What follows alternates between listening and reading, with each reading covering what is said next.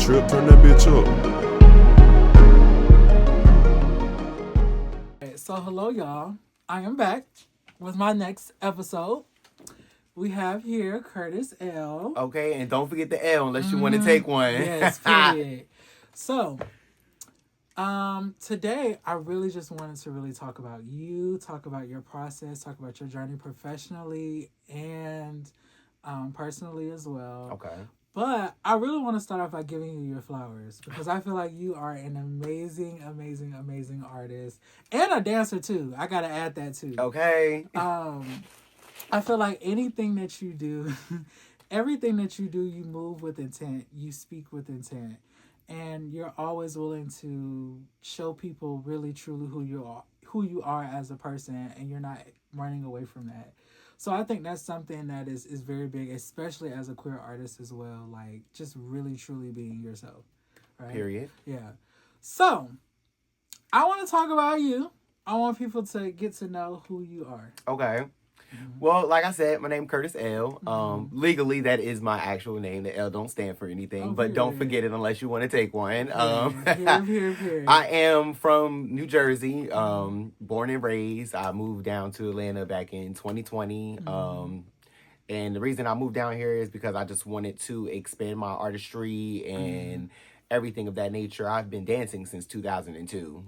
I was in like second grade. Damn. Right. Were you even born yet? I was just coming out the womb. Shit. So I was on dance team, drill team, all throughout elementary school, middle school, high school. So I've been outside, and then something in me back in, I would say I made my first song in 2018. Because I used to like write and do a little cute little rapping around like 2012-ish. But I never took it serious because I'm like, I don't want to be no rapper. I was never truly into music. Yeah. But once I got in the studio that first time, it was kind of up from there. And I just kept going. And my first little, I guess, mixtape or whatever. It was like 4 songs. I had dropped it back on SoundCloud, like back then. Oh yeah. Yeah, right. Shit. It was called what I call it? 25 on 25. Because I dropped it on my 25th birthday. And then my birthday is on Christmas. So it was cute. It was cute, 25 on 25. And it was really nice. Like, I had some people bumping it, whatever, but I never put it on like streaming platforms because again, I still was not serious about like music or anything of that nature until I got down here. And then I started working with a lot of different artists and I just got a little more motivated to be like, you know what? Let me start pushing this a little more. So then now I have my DistroKid and stuff. I got that up and then I was supposed to drop another tape, but instead, because the name of the tape was supposed to be Live It Up. Yeah. And the last song on the tape was going to be Live It Up. But I still never finished that song. So I'm like, you know what? I need to put music out. So I just dropped all the songs that are on there. Made all the cover arts myself. So, I'm a little artistry. Yes. So, oh my God. Because if y'all like look at his videos on Instagram, like his performance videos, I'm going to tell you this. Like, when I tell you he knows how to perform his ass off, he knows how to perform his ass off down to the gods, okay? God, thank you. Like, even if he was nervous, you couldn't even tell that he was nervous. But talk about, like, how do you prepare for, like, performances when you do go out and perform? I think it just, honestly, at this point, it just comes natural. Because I've gotten over that fear when I was a kid. Like, I'm used to being in front of people. So, like, even in high school, we used to put on Black History Month performances. And it'd be like a whole talent show. And, like, the whole school would be looking forward to my performance. Because it was the longest. It had the most transitions. It had the most people in it. It had the different lighting. Like, I took production, like, so serious. So, it's like, now, like, I was a little nervous. I think my first performance down here, actually, let me talk about that. Girl, my first off, shout out to Kiash. That's my bitch. Oh, can I cuss on this thing? Yeah. Okay. I'm grown as shit. That's my bitch. And shout out to him because he is who brought me out to everything. But my first ever performance in Atlanta was with him. And it was for one of Lyric London's shows. I had already knew who Lyric London was for years. And then when I moved down here, one of my friends that I went to college with, she sent me Kiosh and said, I need you to link up with him because y'all will work well together or whatever. So I went to one of his dance classes, whatever. And it's been up since then. But when he invited me to be a part of the Keychains and come and perform with him, I ain't gonna hold you. I was shitting bricks. Like, I was so nervous that performance because I already knew it's Lyric London's show and then I'm dancing with Kiosh. Yeah. Those were two things that I'm like, what if I mess up? Oh my God, it was so bad. I mean, it was a little mess up because I had this bandana tied around my thigh, and it ended up coming down onto my boot. So I was just, it pissed me off for the whole performance. And then like I almost fell at one point. It was bad, but to me it was bad. But I was like extremely nervous. But he literally told me afterwards, like he gave me my credit, and he was like, Curtis, like you literally went up there and did your shit. Yeah. And I'm like, you know what? You right. You right. Because even when I watch it back now, I'm like, damn, like I was up there dancing. Like I was killing it, whatever. I was just really nervous because it was like that kind of crowd. But since then, maybe that shit's gone now. Put me in front of the crowd. And then I had my first solo performance where I actually was rapping down here. Whose show was Jesus in Drag. Shout out to him in Color. They had a show going on. I forgot where it was, but they invited me to come and perform. That was my first performance for myself. I was a little nervous there,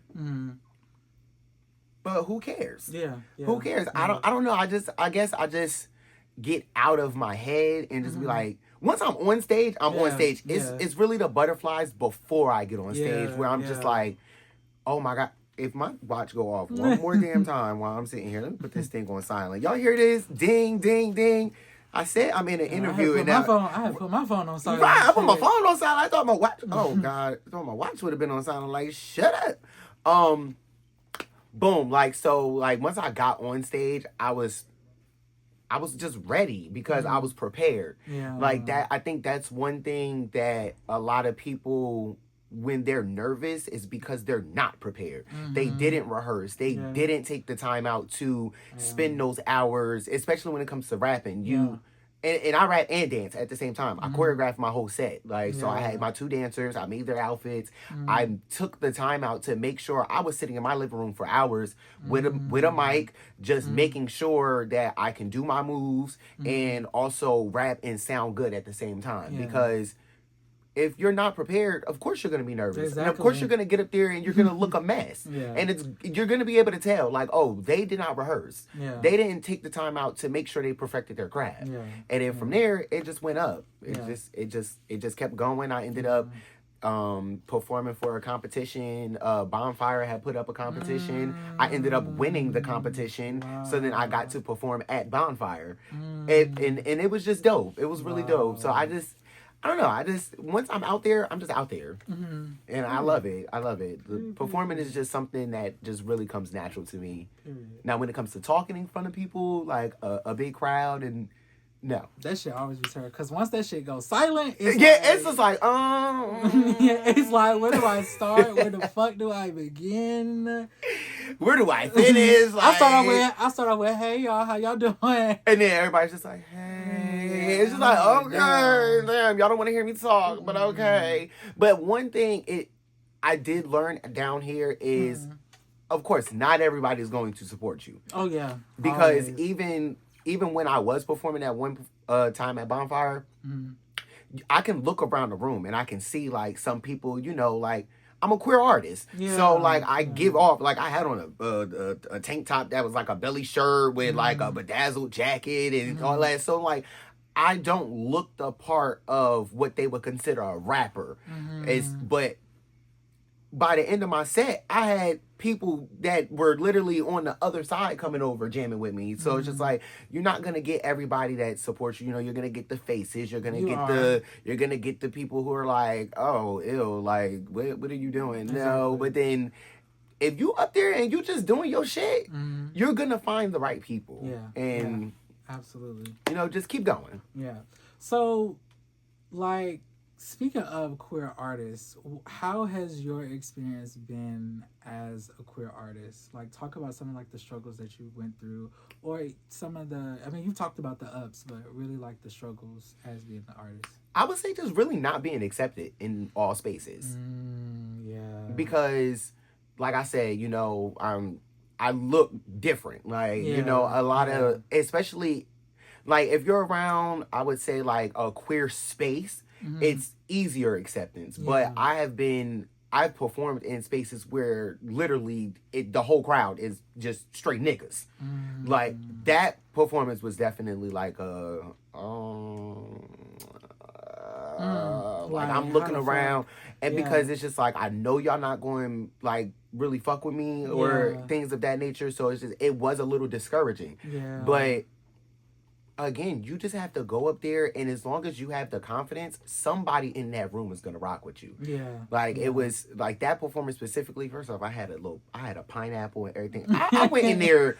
I think I saw the video of that. I went in there just me like. And as I'm performing, I think I was performing Work It, actually. And there, like, in the video, one of my videos, you can, like, when I was walking around the crowd, because I'm going to walk around the crowd. Oh, yeah. That is how you kind of overcome that. It's just like, you know what? If I can see all y'all giving me these, like, ill faces, now I'm about to come in your face. Exactly. Yeah, what's up? Of course, the word is going to try to stress you. All you can do is work it out and let it get the best of your out. Period. Like, and then strut off. Yes, and then they have no choice but to be like, you know what? That nigga not scared of nothing. And it was this one dude, he was literally like, and then after the performance, it was like maybe like 8 different niggas that came up and was like, look, I couldn't bop during your performance, but I'm gonna give you that because you performed better than anybody that was here today. I know that. I know that. But y'all can't y'all can't rock with me right then and there because y'all homeboys gonna be like, oh, you supporting this faggot, blah blah blah, whatever. It don't matter. But I would say like that's really just the biggest struggle for me sometimes is support. Because like a lot of people from home, like I get people still to this day that they'll hit me up and be like, yo, Curtis, like I listen to your song like every day. But when it came to reposting it and telling other people to listen to it, y'all not doing that. So where's y'all support in silence, but I need to support out loud. So that like for me, that'd be my biggest downfall when it comes to just being an artist, because people just they can't openly support me for real out of fear of being judged, I guess. Even though my music, I'm not talking about we got some people who are talking about, oh, I eat that dick up, like I take this dick, I do that, blah blah blah, which is so like interesting to me because it's like you can hear a girl talking about doing that. Yeah, but you can't hear somebody else talk about it. Which I mean, it's all a part of music. Exactly. It is what it is. Like, but I don't know. Like, I feel like queer artists, they really don't get the representation because it's always people feel like queer music is controversial because it's not up to society. So a lot of times, a lot of queer artists, they do have to fight really, really hard to be able to be seen, and sometimes really within the community as well, because sometimes that's even hard within itself. Oh my God, let's not get started on that. Well, actually, let's get started on it. Like, let's talk because why don't we support each other? That's one thing that does piss me off. It's like it's not a competition. I'm not trying to be better than you. I'm actually trying to work with you. Exactly. Like why can't we all just put each other on, especially being Black queer artists? It's like why do I have to feel as if I'm going into a space and you're judging me because of how I am and how I'm portraying myself, just because you may be more masculine presenting than I am? Does that make me lower than you? But also, a lot of times what I realize when people do that, it's really an internal thing within themselves because they already come into space feeling like I'm not good enough. So now they try to find other people to be like, okay, you know what? I feel like I'm better than this person, but in reality, they really don't feel that way at all. They don't. But I do feel like a lot of times with the support sometimes within the queer community, I feel like a lot of times like we're already on guard all the time because from a lot of queer people, you really have to be on guard, even with just being your true self coming out. And so sometimes that translates into each other to where it's like sometimes we really don't know how to really trust each other and spaces to where it doesn't have to be a competition. Like, I just want to work with you. I just want to partner with you. And that's something that I've always realized too. So I don't know, like, was there ever a time to where like you worked with somebody? You don't have to say their name. Okay. But is there ever a time to where like you maybe have worked with someone to where I wouldn't even say that. Let me see. You worked with someone to where they inspired you to like be more within yourself, if I'm making sense. Like they inspired you to create more. Destiny. Or, yeah. You remember my friend Destiny? Yeah. Yeah. I can for sure, I can 1,000% like, give her credit for pushing me more. Because I would say like, she was around me when I first made my music or whatever. And then we would like sit in the car, like, and like rap and stuff, like, and she would like push my artistry. So like, even when it came down to just like, I would let her hear a song, she'll tell me like, all right, like those couple bars, they're a little weak. Like, and it's just like, all right, step it up. Like, or even when it came to like, I could be choreographing something, she'd be like, yeah, let's change this. Like, because I'm not really feeling that. I don't think that's going to translate well. She definitely, I can give her flowers on that. She has definitely been one of the people, besides Kiash, honestly. Like, them two, I can equate, especially being down here, to just pushing me to go harder. Because when it came to music, like, I let them two hear what I got, like, first, damn near. And, like, they'll always give me their honest, positive feedback. So it's just like, and then me and Destiny have, like, I think, like, 3 or 4 songs together. Yeah, like she was on that first tape. Like we had Remix No Limit. And to this day, like that's still one of my hardest songs. Like I snapped on that song. So it's just like, nah, she was definitely a really big like inspiration. Because as we know, her music goes freaking bananas. Like that's one girl that I know, like she pushes her pen. Like and she gonna eat the girls up every single time. Period. So it's just like, I give you that girl. D Money sign. Go check her out. Like, she that bitch. Yes. So has there ever been a moment to where you felt like you wanted to give up? All the time. That's when I take my hiatuses.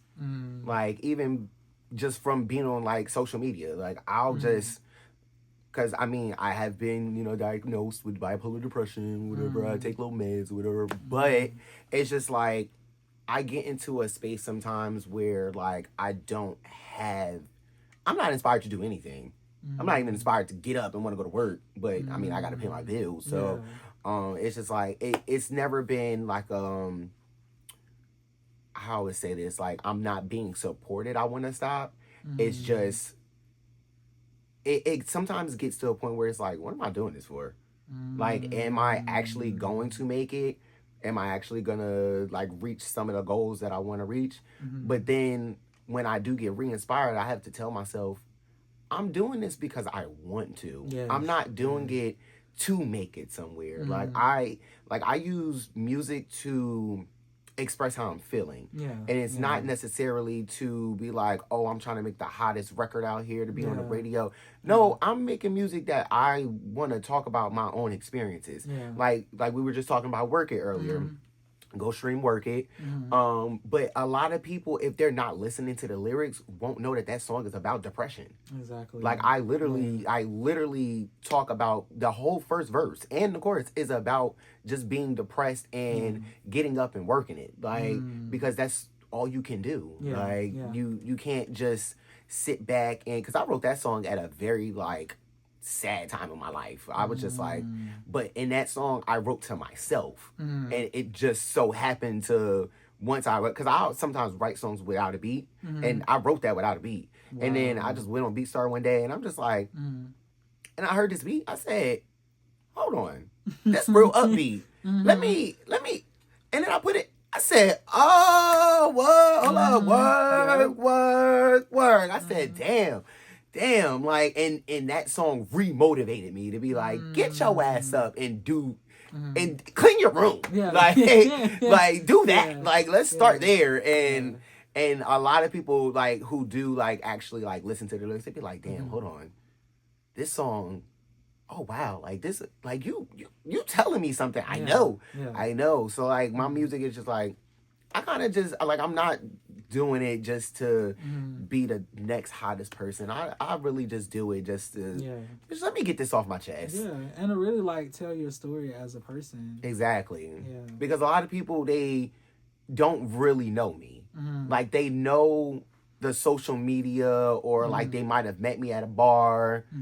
Bitch, I don't remember you. I was drunk. Like, so like you walk up to me and be like, Curtis, I'd be like, hey boo. They walk away. I tell my friend, I'm like, I don't know who that is. Oh, Lord, not at all. Like, but I'm never gonna be like, who are you? Yeah. Because like, if you acting like you know me, but clearly you know me. Like clearly we met. But a lot of people, they know me from that, and just dancing and just being with other people that they don't really know who I am. Like even like when I do talk about sometimes on like my Instagram, like, oh damn, like I'm feeling sad. Like some people will be like, well, what's wrong? Like they're confused, because it's like it looks picture perfect on the outside. Yeah. But baby, the inside it don't be going that way. The inside be turmoil. Yeah. Like inside I be motherfucking crying, shedding tears. Yeah, a lot of you don't even know the damn half. Like I be ready to break down, but you know. I feel like sometimes I can't show everybody that side, because then it's just like, you never, like, we going back to trust. You never know who actually has your back, or who's just trying to get the tea to find out what they can use against you later. Yeah. And that's one thing I realized too. Like sometimes you gotta keep yourself guarded, unless it's a space created for you to be able to really be yourself. Exactly. And it's such a fucking unfortunate thing, but unfortunately it's just the reality of life. But I do want to go back and talk about like really doing what you love to do, because you have a lot of older people that don't get opportunity to do what they really want to do, and a lot of times it's really because of society, rather if it's working a job, or rather if it's doing it because it's not going to be enough money. But I think that's something that's very inspiring to hear, is someone that can really just do what they love to do, and you're young too, and of course you're going to keep doing it. So, you know, I think I'm a cute 32. Yes. So I think that's just something that's just always been inspiring. Has there ever been any time to where you felt jealousy from others? And if you have, well, I think we already talked about that, but I'm going to talk about it a little bit more. Because I feel like people don't really get to talk about that. And sometimes that can discourage you too, when you have people that envy you. There was one person. You don't have to say I'm not going to say their name, because that's going to be a little controversial. But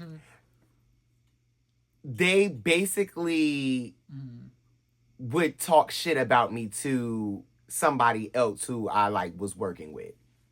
And this was somebody who like I actually like looked up to.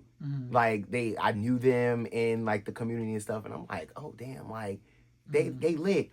But they would see me out and would always have something smart to say. And it always came back to me, whatever. Yeah. And then when I would like go to try to say hi to them, it would always be like a hi. And I'm like, damn, bitch, like what I do to you? Exactly. Like I ain't do nothing to you. Like, but it was always because it's like, I guess they didn't like how outside I was. And I wasn't going through, I would say, the proper channels of an Atlanta dancer. Atlanta dancers are supposed to be in classes. They're supposed to be doing this. They're supposed to be doing that. I'm not supposed to be doing anything but what the fuck Curtis wants to do. Exactly. And I'm sorry that you don't like that. I'm not where you want me to be. And if you had some constructive criticism, you gonna DM me. Exactly. But it was that, again, queer spaces where I don't know whether he felt as if I might have been a little competition. Yeah. But oh well. I just stopped talking to them. After like the third time I heard that they was talking about me, I literally just stopped talking to them. I would see them out. You don't exist to me. Yeah. Because you're being a bitch, and it is what it is. But out of anybody else, that was honestly the only, I would say, like, jealous thing I ever felt down here. Yeah. Because, like, the reason why I really brought that question up, because, like, even for me, it wasn't with a queer person, but I can say I was in school, I was very ambitious, and then I was in class, and I think we were starting, like, it was a girl that had, like, a club that she was starting up, and I did like a PowerPoint on, like, what I wanted my company to look like. And she asked me to be a part of the club, but the whole time she was trying to, like, steal my idea. So, like, she was trying to, like, but she would never, like, tell me. She would always be like, oh, yeah, you know, I'm just doing this. Like, she would always, like, try to switch things up to, like, match what I was doing.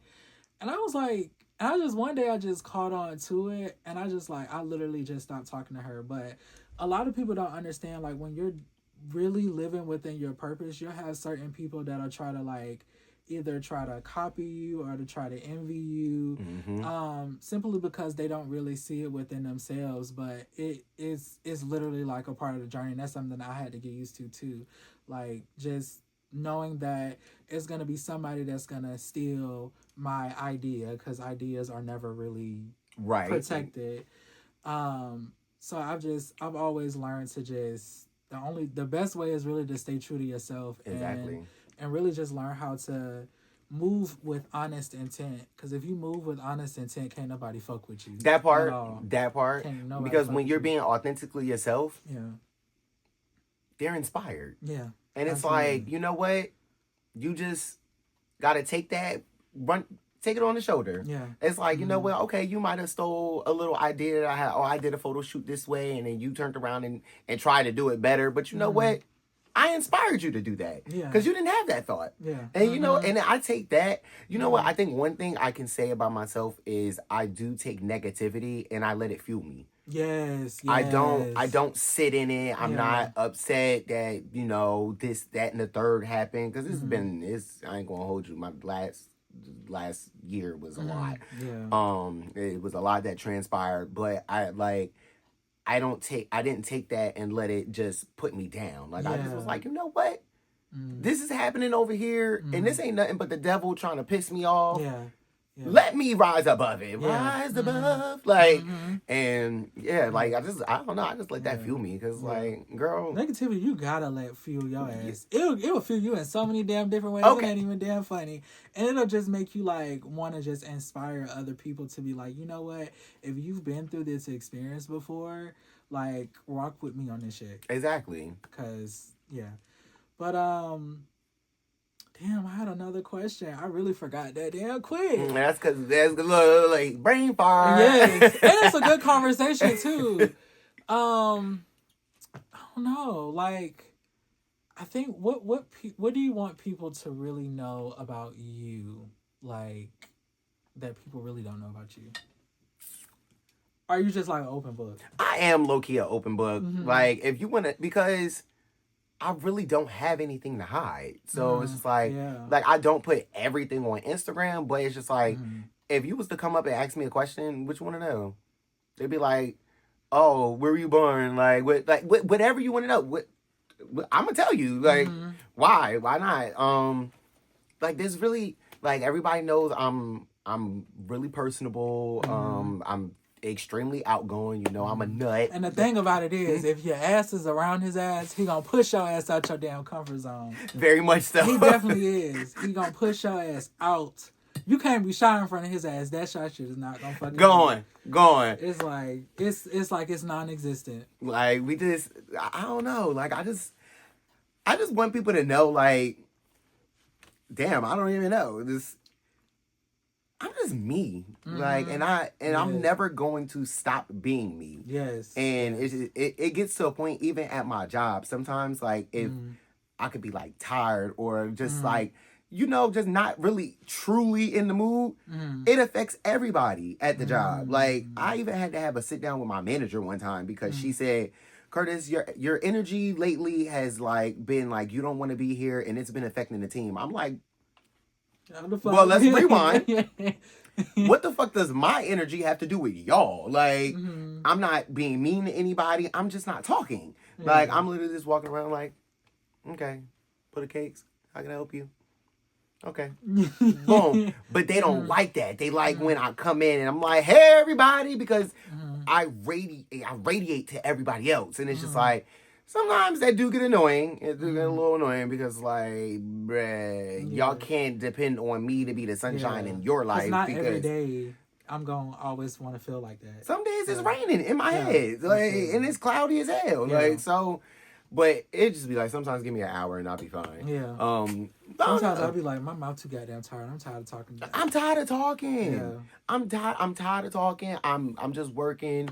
I don't know. It's just like, I'm just me. And if you ever want to talk, you ever want to hang out, you ever want to hit me up, be friends, I'm friendly to everybody. Yeah. I literally just met an artist last night at the bar. Like, and we go and link up and do some music soon. Like, I'm like, okay. Very, like, I just like people. Like, when I like people. Yeah. Because some days.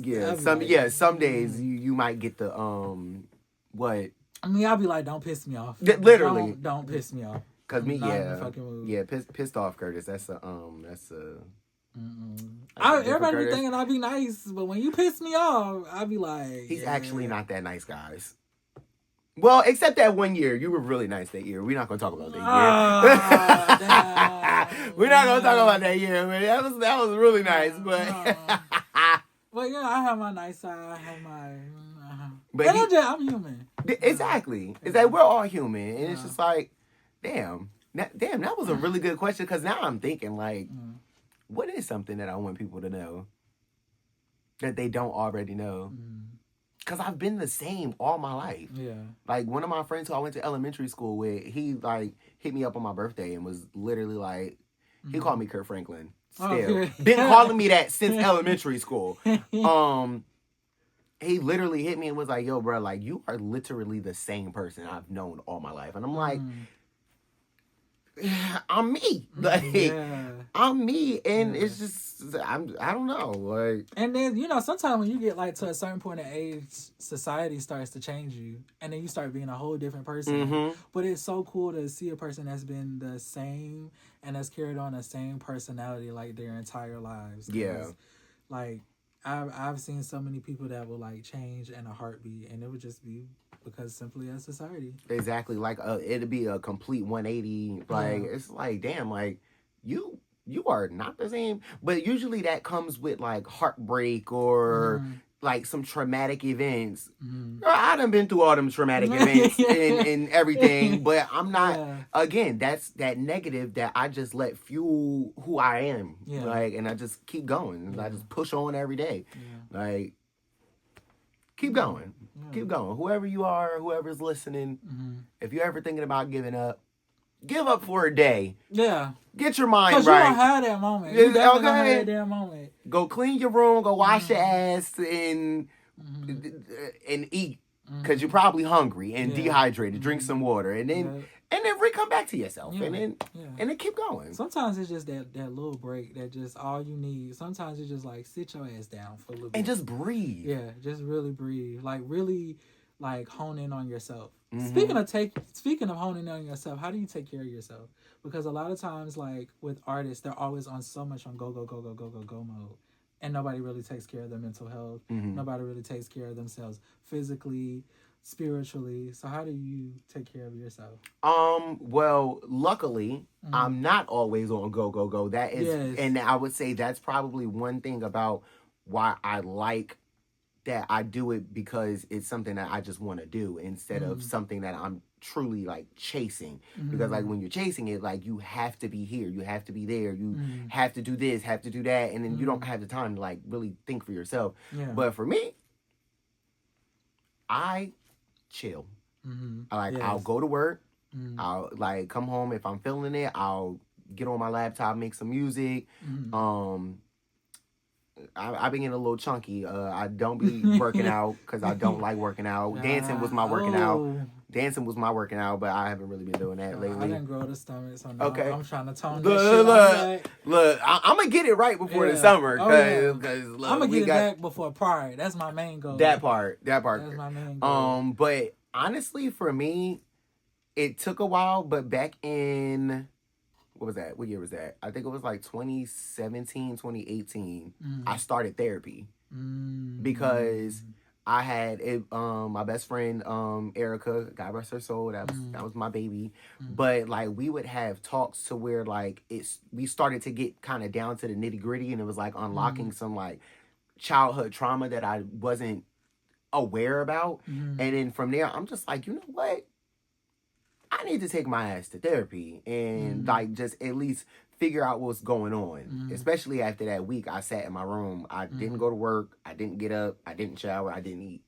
It was bad. It was bad. From there, I said, I need to go get help. And that's where, you know, and I'm still in therapy now. Like I literally just talked to my therapist, I think like 2 weeks ago. I don't know why the hell people think going to therapy is a bad thing. Or something wrong with you. And it's not wrong. Shit, you need therapy. Shit, life. Life in. And shit. It's definitely been something that I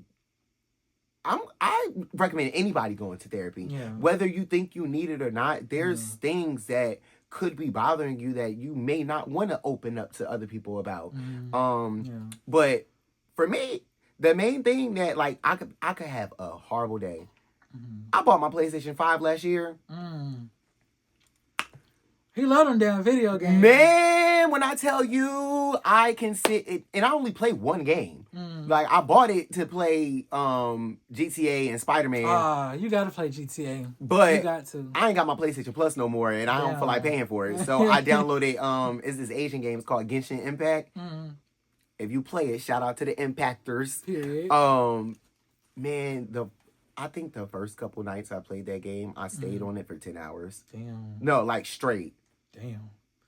Like literally straight. And sometimes I don't even realize. It's just like I'm just so into the game because the lore and the storyline and then the map is, oh my God. It's just, you see, I'm about to geek out right now. It's just like, and it's shit. Even last night I got my ass whooped at work. Went to the bar, went home, played the game. And that's how like I've released certain energy to just keep myself sane. And my best friend now, like I could talk to him about literally anything. Like I got 3 male best friends and I can talk to them about literally everything. Like I'll come home, literally have a full-blown conversation with him about like what's going on, and like we can talk.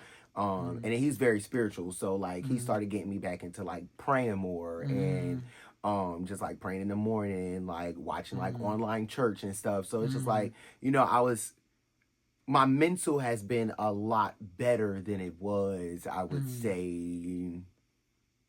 I'm not going to say when, but my mental has definitely been a lot better. I've been a little more angry sometimes. Yeah, I've been wanting to fight a little bit more. Hey, shit. Lord, shit. I stopped fighting so damn long ago. I had to stop doing that shit. I was like, fight. See, and I was never a fighter. My last fight, I was. See, I told y'all he's not nice. I ain't even gonna lie. I ain't even gonna hold you. Like the person that you see today, back then, it was not that person. I think when I went to high school, it humbled me, but I was still like a little bit trying to get in fights, but I had to like stop. Because you was gonna go. Yeah, I was. You know, I went to a performing arts high school, so I had something that I could work for. But yeah, I'm blessed. I'm healed. I've changed. Okay. Yeah. I worked on that. Let's give it up for him. I worked on that. No more. No more fighting. No more. Yeah, no more fighting. No more. Yeah. Because I feel like once you get older, that shit become draining, and then you feel like, damn, if I really beat somebody's ass, they still gonna keep talking shit. So it's like I'm not really stopping anything, and then I come home with being sore because I didn't had all this energy, and now it's like Now your I'm adrenaline thinking going, my and now you head. feeling everything. Yeah, now my head hurt. Now motherfucker don't want to damn eat. So I just stopped that shit. Cause it was too fucking much. I'm like, listen, this is not for me. It's not. I retired from it. Okay. Put down the belt. Right. I walk away now. We can't do it. We can't do it. We just gotta walk away. We cannot. Yeah, the last time I tried to walk away, that's when I punched the window, and that's when I had ended up in the hospital. Yeah, cause I was like, oh, what's going on? Yeah, guys, I almost died. Literally, the doctor said if I would have bled for 5 more minutes, I would have been out of here. Damn. Yeah, it was bad. It was bad. I had to get like 17 stitches in this arm. I cut an artery. Had to get a blood transfusion. It was a mess. It was a mess. But that happened on Tuesday, and guess where I was on Saturday? On stage. Yep. Yes, I was with my arm bandaged up. I remember I messaged you, and you was like, you told me about it a little bit, but you was like, well, yeah, I'm finna go on stage, so I'll be fine. I was like, what the fuck? Huh? Yup. Wait a minute. Because I had a performance with Kiosh that Saturday, and I was not missing that performance.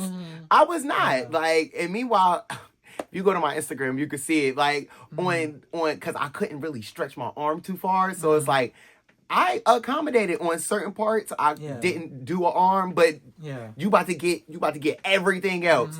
Man, I got up there on that stage. I ate that thing down. I was not playing because one thing, like I said, because this performing is something I love. I'm not doing it for a different purpose. Doing it because this is what this is me to the core. So what I look like letting some stitches stop me? Exactly. Not at all. Shit, little that y'all know, this podcast almost didn't happen. Because Monte was in the hospital 2 weeks ago. What happened? So I didn't, one thing I'm going to teach y'all. Don't ever do this shit. Don't ever pop a pimple without washing your hands, without making sure that you're covering the pimple. Because what happened was I popped the pimple, right? And then, didn't think nothing else of it, went to sleep. It was like midnight. All of a sudden, I just see something like my lip just started swelling. And then it got bigger and bigger and bigger. And then, like, my whole, like, face was swell. Like, I was looking like the Nutty Professor. Oh. And then, like I had to heal because it was, like, bumps and shit on my damn... It was, like, not bumps, but it was, like... It wasn't a bump, but it was, like... It had, like... Because I had got, like, an infection, like a bacterial infection from that. And then, like, it started, like... tearing, like messing with my skin. And so like I had to heal from that, and like I almost didn't show it because I was like, oh my god, like what the fuck am I gonna do? So I had to learn how to put on makeup. I don't use makeup because I never had a reason to, but I had to start using makeup. And then like I felt down because I almost like I was like, yeah, I'm just telling everybody I canceled. But then something in my mom was just telling me like, get the fuck up, you're not canceling this shit. Go get your ass some goddamn makeup. This is gonna be the first day you do it. I know what concealer is now. I never knew what the fuck that shit was. I only knew what the fuck foundation was, but I just kept going. So yeah, you can't really let anything stop you, regardless of what it is. Now, if it's a thing where you ain't got no choice, then right, like then okay, take the little break. Yeah. But if it's something that could be fixed with a little easy fix, keep going. Because once you let something minor stop you from doing something. Shit, the big shit. I was about to say, what are you going to do when something major happens? Yeah. Are you going to let that deter you from anything that you want or need to get done? Like, hell no. Yeah. You're going to keep going. Yeah. Shit, because it's got to get done. And then if you don't keep going, it's always going to be in the back of your mind. So. Like, damn, like, so when am I going to do it? Exactly. And then that's when you start making excuses, like you put it off, you keep putting it off, you keep putting it off, because now it's this, now it's that, now it's better stop doing that. Yeah. I think you talked a little bit about writer's block a little bit. Like how you so you talked about that. What advice do you have for any up and coming queer artists? Be yourself. And be authentically you. And unapologetic. Because once you start saying sorry for how you are, you're gonna hold yourself back.